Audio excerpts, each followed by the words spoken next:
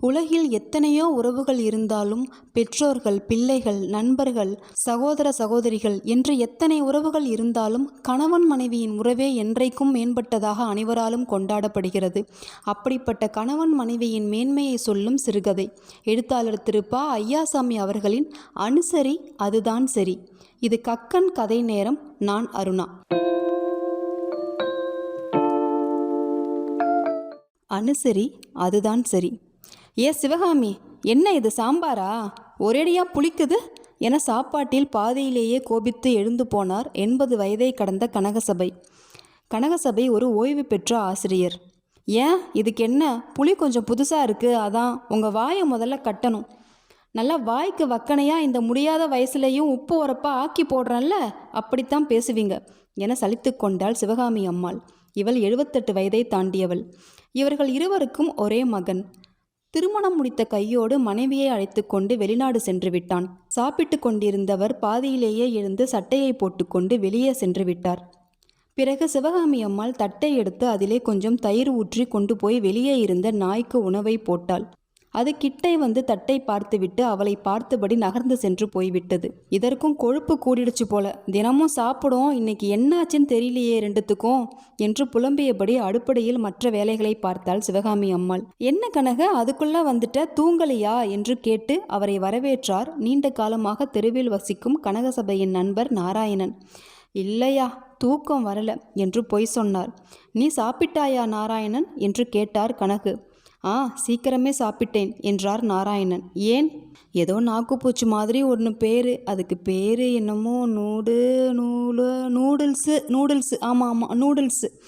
நேரமாகிட்டுனா ஆறிடுமா, நல்லா இருக்காது, அதனால் சீக்கிரமே சாப்பிடுங்க அப்படின்னு என் மருமக சொல்லிட்டு போயிட்டா. அதனால் நானும் சீக்கிரமே சாப்பிட்டுட்டேன். அது போதுமாடா உனக்கு? அப்புறம் வேற எதுவும் சமையல்லாம் இல்லையா என்று கேட்டார் கனகு. சமையலா? அதெல்லாம் விடுமுறை நாட்களில் தான். மகன் மருமகள் இருவரும் வேலை பார்க்கிறார்கள்.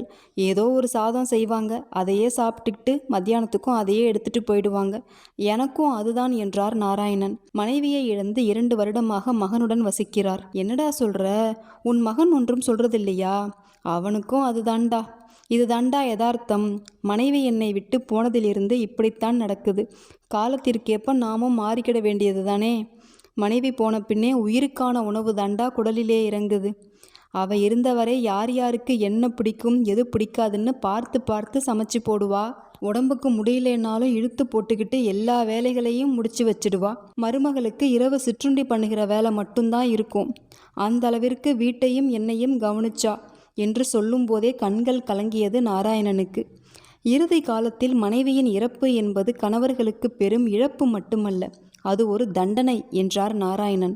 அதை அனுபவிப்பவர்களுக்கு மட்டுமே அதை புரிந்து கொள்ள முடியும் என்றார்.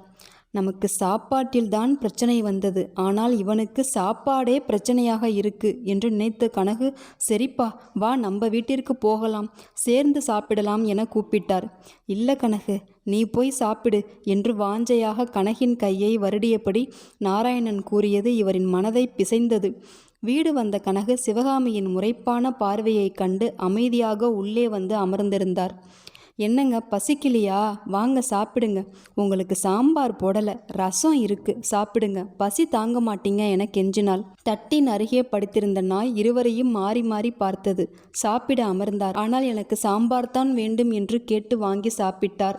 சிரித்து கொண்டே பரிமாறிய சிவகாமி, கோபம் இருந்தா ஏங்கிட்ட காட்டுங்க, சாப்பாட்டில் காட்டாதீங்க என்றபடி பரிமாறினால் அன்பையும் சேர்த்து. சாப்பிடச் சொல்லி உண்மையாகவே கெஞ்சுவது அம்மாவிற்கு பிறகு மனைவியால் மட்டுமே நடக்கும். அன்பு மனதில் சேர்ந்ததும் சாம்பாரில் புளிப்பு காணாமல் போயிருந்தது. இதற்காகவே காத்திருந்தது போல நாயும் தட்டில் இருந்தவைகளை சாப்பிட ஆரம்பித்திருந்தது. மனைவியின் இழப்பு நமக்கு பாடம் புகட்டுவதற்கு முன் இருக்கும் போதே பாடம் படித்து விடுவோம்.